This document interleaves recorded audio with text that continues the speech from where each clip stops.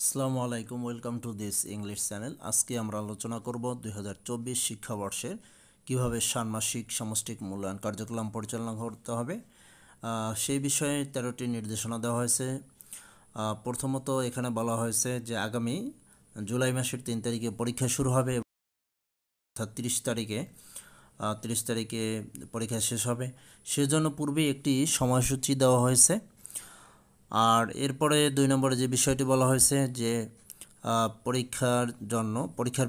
পরীক্ষার পূর্বেই ষান্মাসিক সামষ্টিক মূল্যায়ন কার্যক্রম শুরুর পূর্বেই আগামী 3/7/2024 তারিখের মধ্যে সম্পাদিত সকল শিক্ষণ অভিজ্ঞতার পারদর্শিতার নির্দেশকসমূহ নৈপুণ্য অ্যাপে ইনপুট দিতে হবে।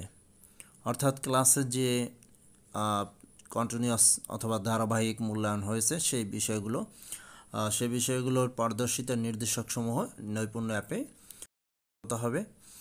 তারপরে মূল্যায়ন কার্যক্রম চলাকালীন 3 থেকে 30 তারিখের মধ্যে কোনো প্রকারেই 6ষ্ঠ থেকে 9ম শ্রেণীর কার্যক্রম চলবে না।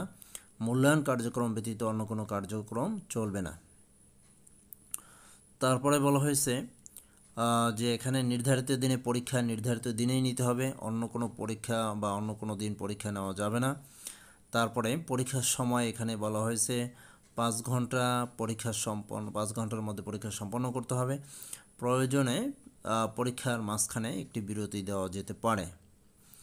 তারপরে বলা হয়েছে প্রয়োজনীয় উপকরণ হাতে কলমে কাজ এবং লিখিত অংশ 2টি পরীক্ষা হবে।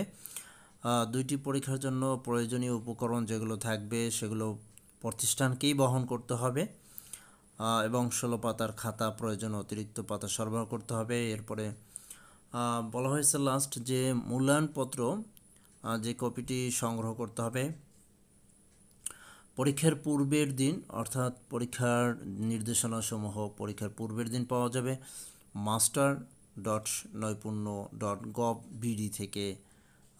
পরীক্ষার মূল্যায়ন কার্যক্রম পরিচালনার জন্য মূল্যায়ন নির্দেশনা দেওয়া হবে। তারপরে সেই মূল্যায়নে দেওয়া থাকবে শিক্ষকের জন্য করণীয়, শিক্ষার্থীদের জন্য করণীয় মূল্যায়নপত্র, শিক্ষকের জন্য পর্যবেক্ষক চেক লিস্ট এবং মূল্যায়ন কার্যক্রম পরিচালনার জন্য বিষয়ভিত্তিক উপকরণের বিবরণ সেখানে দেওয়া থাকবে।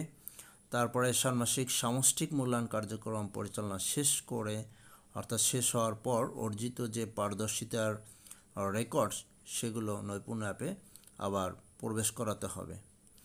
এভাবে স্টুডেন্টদের একটি রেজাল্ট তৈরি করে দিতে হবে যাতে পরবর্তীতে তারা সেই রেজাল্ট হাতে পেতে পারে এবং সেগুলো সবাই, অর্থাৎ তাদের অভিভাবক বা অন্যান্য যারা আছে তারা জানে এই রেজাল্টটি তাদের হাতে পেতে পারে এবং দেখতে পারে, সেইভাবে রেজাল্ট তৈরি করে নিতে হবে।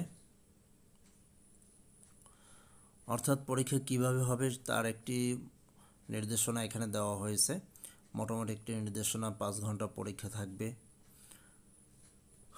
নির্ধারিত দিনে পরীক্ষা নির্ধারিত তারিখেই নিতে হবে, অন্য কোনো পরীক্ষা নেওয়া যাবে না। আর 5 ঘন্টা আমরা পূর্বে পরীক্ষা দিয়েছি মাত্র 3 ঘন্টা, এখানে 5 ঘন্টার একটি পরীক্ষা দেওয়া হয়েছে। আসলে ব্যতিক্রম একটি এখানে 5 ঘন্টা পরীক্ষার মধ্যে একটি বিরতিও দেওয়ার কথা বলা হয়েছে। সেখানে একটি বিরতি হয়তো আবার পরীক্ষা শুরু হবে। এভাবে পরীক্ষার কার্যক্রম চলতে থাকবে।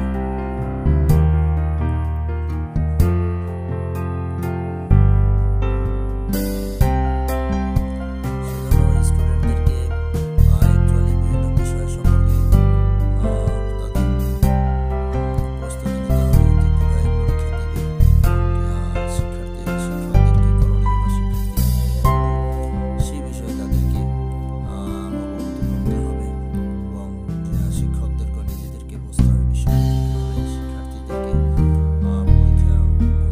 পরীক্ষার মূল্যায়ন কার্যক্রম পরিচালনা করা যাবে বা করতে হবে, সেই বিষয়ে তাদেরকে অবগত করতে হবে কীভাবে পরীক্ষা তারা সম্পন্ন করবে এবং কীভাবে তারা পরীক্ষায় ভালো করে বা কীভাবে হাতে কলমে বা